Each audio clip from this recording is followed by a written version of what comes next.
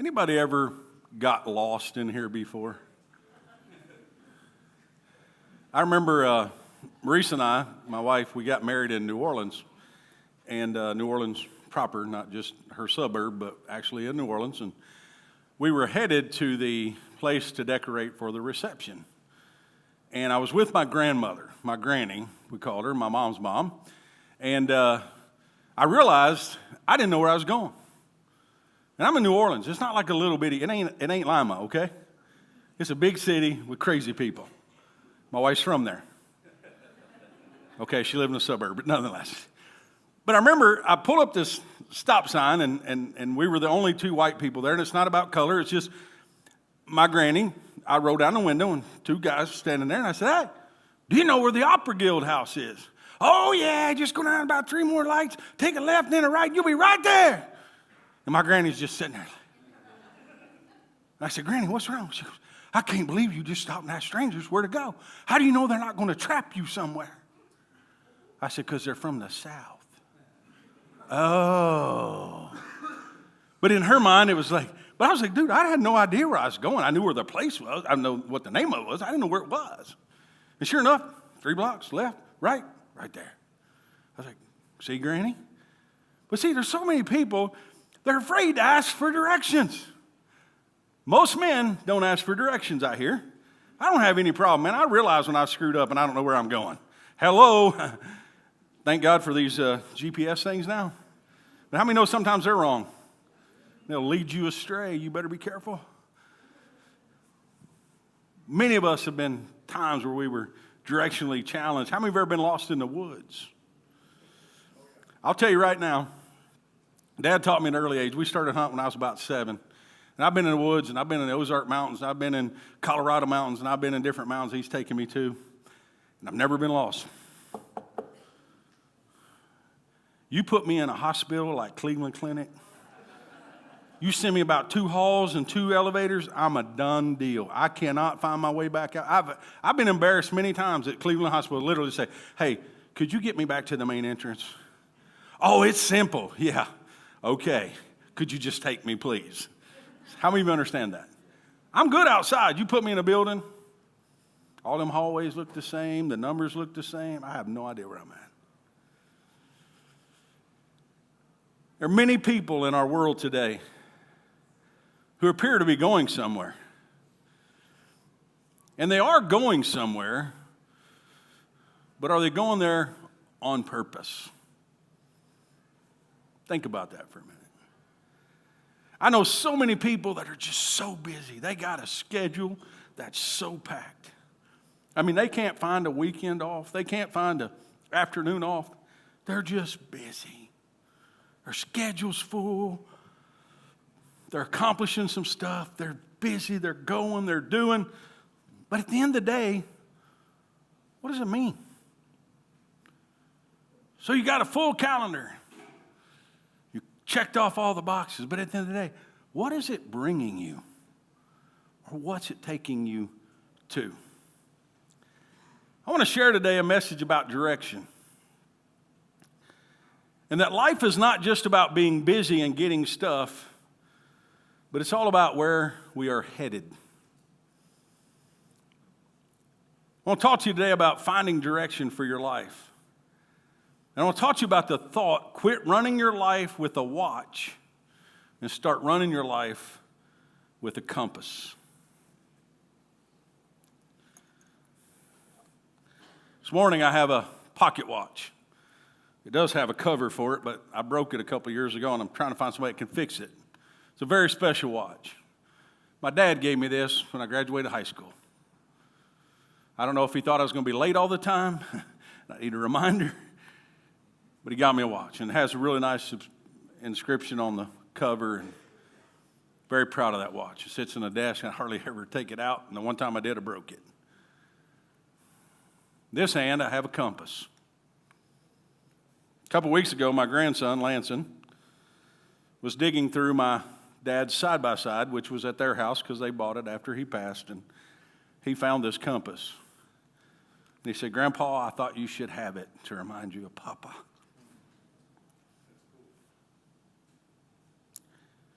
Very fitting that on Easter I'm going to be talking about direction. So here I have my watch from high school graduation and my dad's compass, and he knew how to use it. I'm not real good with this. But I use it to remind you today that if you don't know where you're going, it really doesn't matter how busy you are. If you're just busy about the stuff in life, and whatever that is for you, and it depends on what season you're in. When you got little kids, you just want a nap. How many newborn mamas we have in the house today? A bunch. Should see the nursery. Some of them may be taking a nap as we speak. I don't know. Then there's the time when your kids are active in sports and you're traveling and you're doing ball games and you're doing travel teams and you just go and go and go and go and go. Then there's that empty nest thing that I'm in now. And you're like, what are we doing? Like, I don't have a calendar. I don't have a kid to chase like I used to. That'll come because them grandkids will start getting busy. But there's seasons. And depending on what season you're in, the stuff in life looks different. When you're a young dad and you're trying to make a living, you're just out hustling and sometimes side hustling and third way hustling. You're just trying to make some money, provide for your family. And then your wife's working and maybe she's got a side hustle because you're just trying to provide things and stuff for your kids. And it's easy to get caught up in all that. Now, I'm not saying any of it's bad. It's life.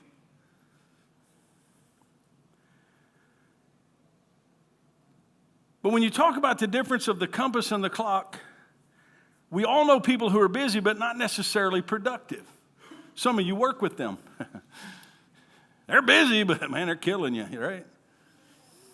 Like they ain't doing nothing. They're working hard but not getting anywhere better. I've heard it said that a busy person that is not productive is like an octopus on roller skates. There's a lot of motion but no progress. I see a lot of people that are doing a lot but not getting to where they want to go. The good news, there's hope. Through understanding the compass and the clock, I can help people figure out exactly where they want to go and what they need to do to get there. Your life will either be led by the clock or led by the compass. The clock is simply a series of hourly blocks that dictate how you spend your life. I always said, I can tell you what you value if you give me your checkbook and your calendar. I can tell you what's important to you with your checkbook and your calendar. You don't have to tell me a thing. What are you busy doing? What do you spend your money on? The compass represents the direction of your life and where you'll end up. Think about that. Most people are more concerned about their clock than they are their compass. We have thousands of books on time management and how to maximize your time, but very few about the direction of your life and your ultimate purpose. I think it was, can't think of the guy's name out in California that wrote The Purpose-Driven Life. Rick, yeah. And great book. And I read it, and it changed some of my purpose and my direction. Great book, Rick Warren. If you haven't read it, read it. It's a great book. The problem is you can become more proficient with the clock, but your life still ends up at the wrong destination. A place you never wanted to be, never dreamed of, and not necessarily in a good way. But that's because the clock should be a slave to the compass and not the compass to the clock. The compass should always come first. It directs how you use your clock. Your purpose has to be defined before proficiency. In fact, how can you become more proficient if you don't know what you're doing or where you're going? You can master the clock and be completely lost without a compass. Your time is simply an overflow of determining your destination. Once you know what you're trying to accomplish, you can go to work and make it happen. So you must know your why to find your way. Highly successful people are consumed by their big why. They know why they do what they do. They got a purpose at the end of it. They got a why. They're purpose-driven in their pursuit of greatness. You'll never truly maximize your time, your clock, until you define your purpose with the compass. So before you set out punching the clock, make sure you are reading your compass first. Each hour should be getting you one step closer to your ultimate destination. If your time is not moving the needle towards your purpose, you need to adjust your daily agenda. There's so many people that are wasting their time away working on things that have nothing to do with their purpose.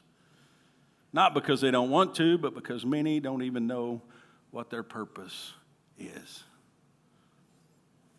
What is your big why? Where are you trying to get? An author, Simon Sinek, said, "Achievement happens when we pursue and attain what we want. Success comes when we are in a clear pursuit of why we want it."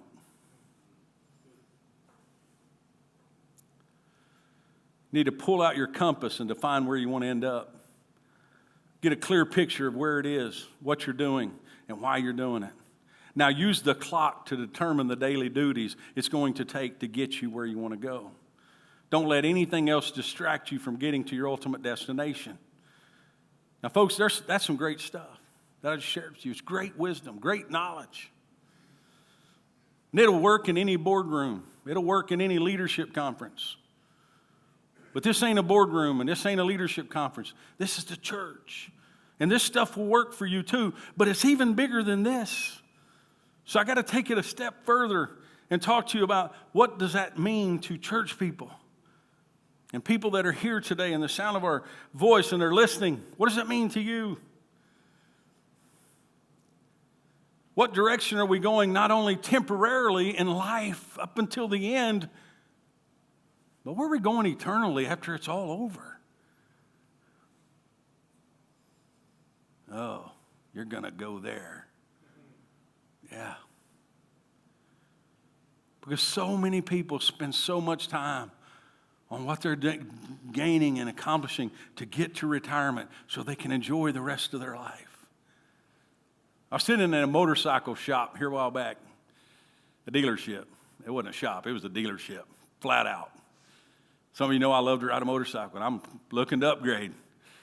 And I was sitting there at the desk talking to the guy about this motorcycle I really wanted to buy and literally almost did right there on the spot. And I knew my wife would kill me, so I backed out. I'm a chicken. But on his desk, there was one of them little board things, and it had something written on it. It says, "You only live once, buy the bike." I felt the Lord was speaking to me. Made sense to me. But what's funny is it really didn't say bike. It had said something else, and they marked it out, and they wrote motorcycle above it. And I thought, that's pretty cool. But you know, I told my son-in-law, and I think I told my son, Brad, I said, the crazy thing was, as I'm sitting there and I'm reading that about a motorcycle, it kind of hit me about my life. Mr. Davis, you are now 57, almost 58 years old.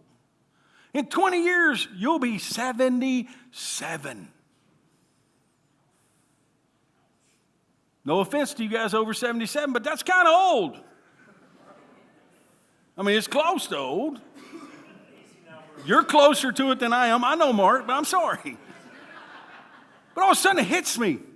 At 77, I'm probably not riding a motorcycle. If it is, it's a trike. That's an old man's bike. Curly. But listen to me. Some of us are in such a spin and emotion, we've kind of lost track of where we're at in that cycle of life. And the plans I make today are going to determine where I spend eternity in the afterlife. I don't want to just accomplish stuff and get things. I want to know that the stuff I'm doing in life not only matters for Randy and my family, but it matters to my church and my community, that we can help people have a purpose and gain an eternal perspective, not just a success here in life perspective.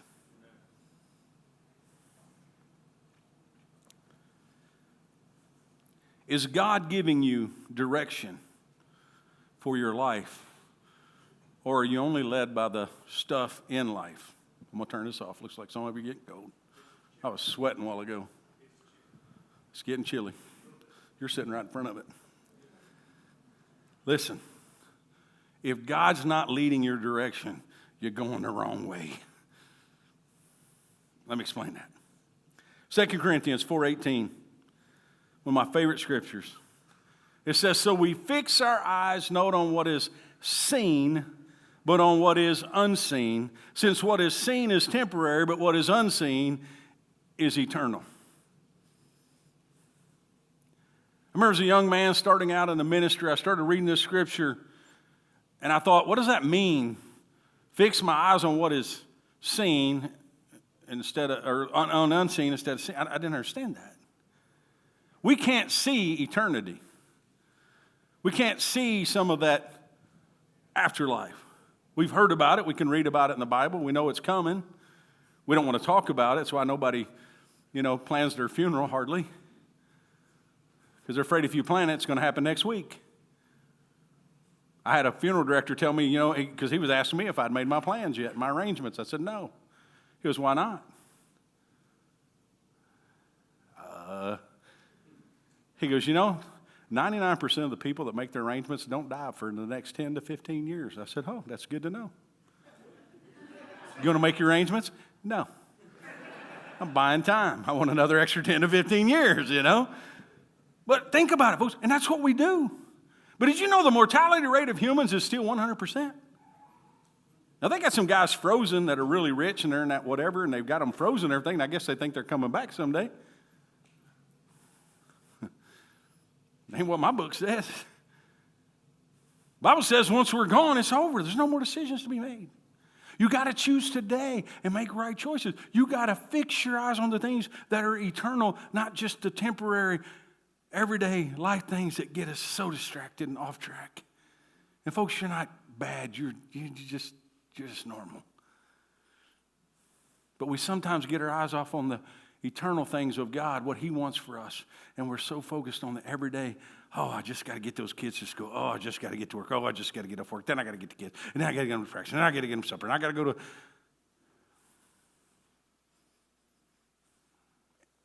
And that's life. What is your eternal vision? When's the last time you sat down and said, where am I going? I do that all the time. I'll be going from the living room to the kitchen and go, why'd I come in here?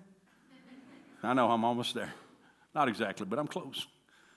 I can look you straight in the eyes and know your name and go, hey, brother, how you doing? Gone. I can't remember it. I don't know what happened. 50 years old. It went, but what direction are you going eternally? It's got to be more than just going after the stuff in life. Another great scripture comes to my mind in Matthew 7:13 and 14, and this is one God called me out on as a young man in college. Enter through the narrow gate, for wide is the gate and broad is the road that leads to destruction, and many enter through it. But small is the gate, narrow the road that leads to life, and only a few find it. There's two roads, and we get one choice on which direction we're going to go. And anybody can go on the broad road, and everybody is that's not on the narrow road. But when you enter that narrow gate and you say, God, I want to commit to you and I want to do life your way and I want to get on your path and I want to follow your direction. It's not easy to serve the Lord. It's not easy to follow God's plan, but it's very rewarding. And there's peace that comes even in the turmoil of being on the right path. That even though you're on the right path and you're still going through tough stuff, God's with you on the path. And some of you hadn't had that kind of peace in a long time. And you feel yourself on the broad road. But Shane, our worship leader, and I were talking about the message last night, and he shared something with me I'd never thought about. He said, I heard a guy say in an illustration one time that no matter how far off the path you are, you're one step away from being back on it. But sometimes we feel like, I've failed God. I've been so far from God. I haven't served the Lord. I haven't done the right things. I've been making poor choices. I've made a lot of mistakes. I'm so far from God, I can't even get back. One step from being back on the path. Man, I was like, thank you, Shane. I'm going to use that. I just did. Listen. You feel a million miles away, but you're one prayer away from being right back in the center of God's will. Say, God, forgive me my sins. God, help me to get back on the path. God, I want to follow you. I want an eternal destination. I want an eternal perspective, not just a temporary one.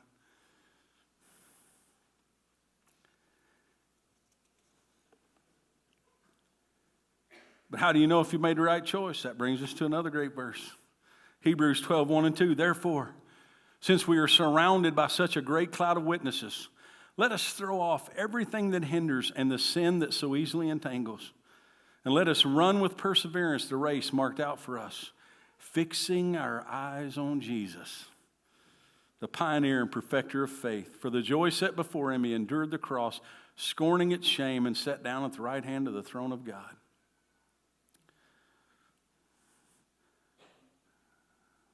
What was that show that we used to watch with Willis? I'm going way back. Different Strokes. And what would he say? What you looking at, Willis?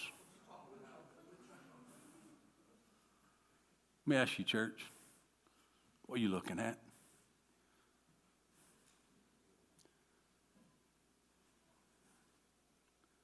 What brings you hope, an expectation for a better life?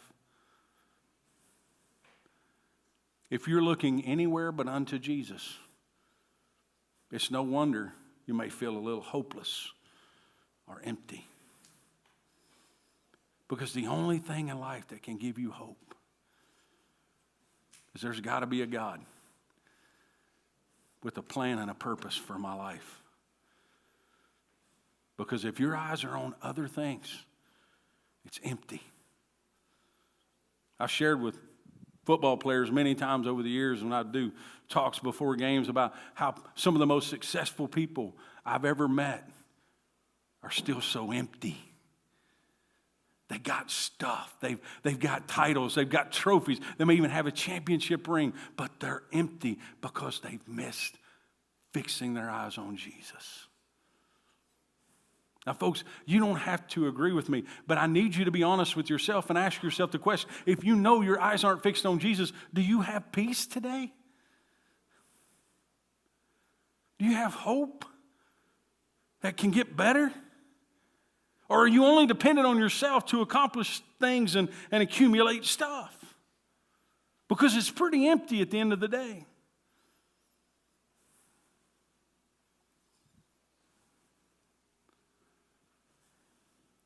Are you looking to God for direction? Are you looking for Him to determine your purpose? See, when I read the scripture about there's some gifts in the Bible, and one of them talks about if you're an encourager, then encourage. Folks, I don't have a lot of gifts, but I love to encourage people. I remember one time when I missed an ONU football game, and they had a huge win. I mean, it was an off-the-chart, shouldn't have won, and they blew them out. And Bryden said to me, Dad, I bet you're really sorry you missed that game. I said, oh, no. They don't need me to celebrate. But boy, if I miss a loss, it kills me. Because we don't need an encourager when we won. We need an encourager when things are going against us. And I love being an encourager. I love finding people that got a scowl on their face and try to cheer them up. I sub bus drive for Bath. And I'm an obnoxious dude in the morning. If you're a kid and a student in school and you are not a morning person, you do not like me as your bus driver. I heard a long time ago that the first thing that a kid has going to school every morning is the bus driver. And I became obnoxious. Good morning, how are you? And they're like, oh, man, please tone it down. You know, Mark, you've been and you're the same guy. Carrie, you know. It's just, but you know what? I had a girl this week. I think I told you this. I told somebody last night. She was standing at the bus stop. I won't say where I was driving because she might be here. I don't know. But I stand at the bus, or pulled up the bus stop, and she's over there with her phone doing selfies. And all cool. And then she puts her phone in her purse or her book bag, and she gets on the bus, and she's got the saddest, emptiest look I've ever seen in a teenage girl. Just, And I said, good morning. Nothing. I thought, isn't it sad? The only smile she can make is when she's doing her selfie. But she's lost. She's empty. And then when she got on the bus that afternoon, she had a bigger scowl than she did in the morning. I said, good afternoon. I hope you had a great day. Why you tell me that? Listen to me. Don't be so self-absorbed. Maybe you're an encourager too. You need to exercise your gift because that girl needs our gift. Now, she didn't receive it, but I'll get another chance. That driver's off a lot, so I'll get to drive it again. And I'll go again. Why? Because I'm tenacious when it comes to encouraging people. I mean, I'm so right now holding back what I'd love to say because I want to encourage you that there's a God who loves you. He's got a purpose for your life. And it's bigger than going to work and earning a paycheck and collecting stuff.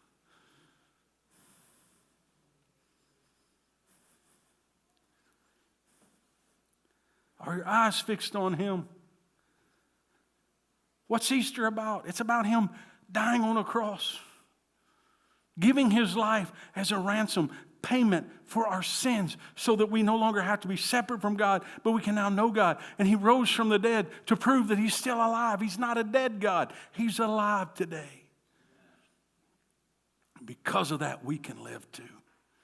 And not just life, a great life. A life more and better than you ever thought of.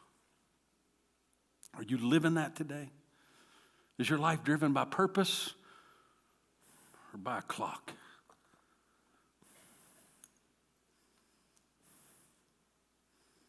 This is so empty. And this is so fulfilling.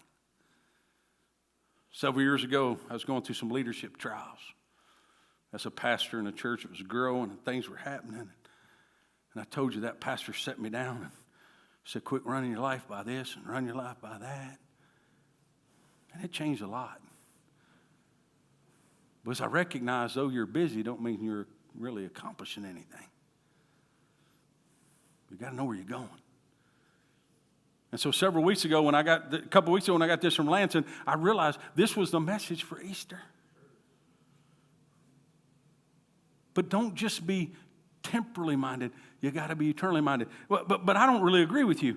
Proverbs 14:12 has a word for you. There is a way which seemeth right unto a man, but in the end it leads to death.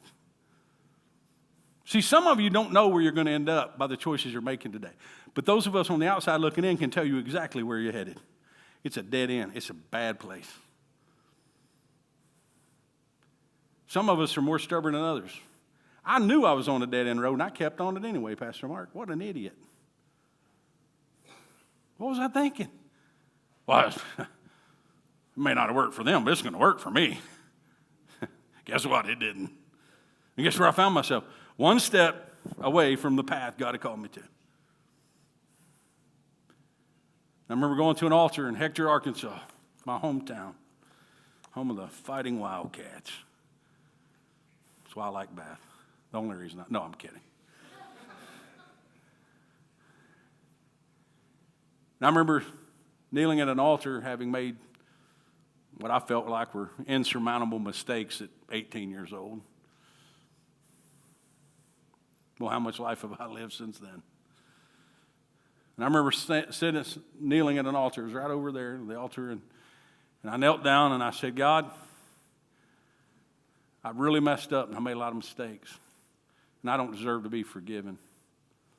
But whether you forgive me or not, I'm going to spend every day of my life trying to live for you and tell everybody I can that you love me. And if you send me to hell, I deserve that. But I'm going to die and go to hell saying you're the King of Kings and the Lord of Lords. All I can tell you is a lift of all the baggage and the stuff of the poor choices. Gone. I felt almost lightheaded. I'm not going to lie. It was like, whoa. Now, not everybody has that experience when they pray the prayer. But I'm going to tell you, when you make up your mind, and my mind was made up, I'm done with this. I can't go back that way. And I found purpose. And then Within a year, I was in a Bible college in Baton Rouge, Louisiana, and learned a lot of stuff I didn't know. I remember one of my first reports was to prove the existence of Jesus, that he walked the face of the earth, and you can't use the Bible to prove it. I thought, well, how in the world is that possible? So I go to the library on a quest, because though I was raised in church, I still had questions like some of you today. Is this real, or are we all just playing puppets in a game here? What's the deal? I mean, is there really a God? You can't see him. Well, you can, but not the way you want to. Where's he at? And I remember when I got done with that report, I realized that there were more people that wrote about Jesus Christ living on the face of the earth that didn't even necessarily believe in him as a Savior or a Messiah, but they knew he was real. He walked the face of the earth. He had great following. He died on a cross, and then they couldn't find his body 3 days later. And I was like, and there were more people that wrote about him that weren't included in the Bible than there were that did. What? And I came up with a summation statement. I've shared this many times. I shared a lot of the funerals I do. So if you've been at a funeral, it bears repeating. My summation statement was simply this. If you lived your whole life according to God's biblical principles and precepts, you live life the way he intended for us to live it, and you died and there was no God, would your life have been better off or worse off? Now think about the 10 Commandments. 4 of them are about how to love God. 6 of them are about how to treat each other. In the New Testament, Jesus was asked by a religious leader, a Pharisee, a lawyer, and he said, hey, Jesus, what's the most important commandment in all the Bible? He said 2 things. Love the Lord your God with all your heart, with all your mind, with all your strength. The second is like it. Love your neighbor as yourself. He summed up all 10 commandments in 2 things. Love God, love each other. If you spent your whole life loving God and loving each other and you died and there was no God, using your gift of encouragement, using your gift of serving, using your gift of giving, using your gift, whatever that gift is, teaching, training. There's gifts for all of us. But if you used your gift your whole life and there was no God, would it have been better off or worse off? And if you live your whole life unto yourself, ignoring this book, and you die and there is a God, you missed it all. And I love you enough to tell you the truth. On Easter 2024, there's a God who loves you. He's got a plan and a purpose for you. But Randy, I just struggle to find it. Are you spending enough time with him to find it? Or are you so busy punching that clock and rushing and running that you don't even sit still long enough to say, hey, God, remind me why I'm doing all this again? Please tell me there's like an end. Please tell me there's a purpose that's coming. I don't want to just spin my wheels doing stuff. I actually want to accomplish something. I actually want to get somewhere. Lord, help me. And I believe with all my heart, when you pray that prayer, he's going to show up. And folks, when it comes to being on the way or in the way with Jesus, you can't really trust your own judgment. Because there is a way that seems right to a man, but in the end it leads to death. That's pretty serious. Don't trust yourself. Know the truth. You may not be able to see very far down the road, but he will show you your next steps. He says in Psalms 119, 105, your word is a lamp to my feet and a light on my path. Quit running your life with a watch and start using a compass. Are you looking for direction today? I want you to remember that God's will is not a maze or an obstacle course to figure out. It's a path to follow. And all you get is a lamp to see the next step. But the more times that you use that lamp, God's lamp of his word, for that next step, before long you're walking in the center of God's will, doing things you never thought or imagined. Doesn't mean you won't have tough times. But when you have a tough time, he's with you because he is that light. And he never goes out. He never leaves you hanging. Sometimes he tells you to woe up. I don't like that. I'm going to go get him.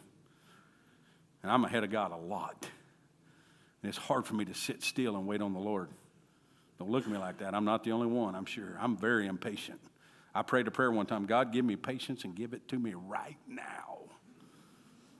It didn't work. You may feel a long way off, but as Shane told me last night, one step to being right back on the path with God. Praise team's going to come, and they're going to close in some singing and some music. But while they're coming, I want to ask you a question today. Do you need to take that step? Need some new direction in your life? You need to quit being so busy and yet feeling like you're not going anywhere? Maybe figure out how to use a compass and find direction instead of just punching that clock. See, we've been praying over the last several weeks that on Easter Sunday, there'd be some people looking for direction. And we wanted to give you the answer. But we also want to give you a chance to respond. And I know in this day and age, it's not like people just want to jump up in the middle of a crowd with people they don't even know and say, hey, I need some help. I get that. But if you're here today and you need some direction and you want some help, Pastor Mark and I and others will be here to pray with you. They're going to sing, and trust me, nobody's looking down their nose at you thinking, oh, what's wrong with them? No, because every one of us have either been there or need to be there. Okay? So we're not looking down our nose. We're here to help you. But you're one step from being right back where you want to be. He loves you. He died on a cross, a cruel death, so you could take that one step. Do you need to take that step today? The altar's open. We would love to pray with you. But you got to take the step. I can't take it for you. There's a picture of Jesus knocking on a door. A lot of you seen it. It's an old picture, but he's knocking. And there's no doorknob on the outside. And that's Jewish custom. That's Jewish tradition. You had to open the door and invite him in. And that's what that one step is. He's knocking on your door today. I believe it with all my heart. You're in your side, you feel a little anxious. You feel a little, man, he's talking to me. I hear that all the time. Why are you talking to me? Yeah, your wife called me. She told me to talk to you. Really? It's not me. It's the Lord himself knocking. He's just saying, open the door. I'll come in. I'll help you. I'll make it better. But you got to let me in. Open the door today. Take that step.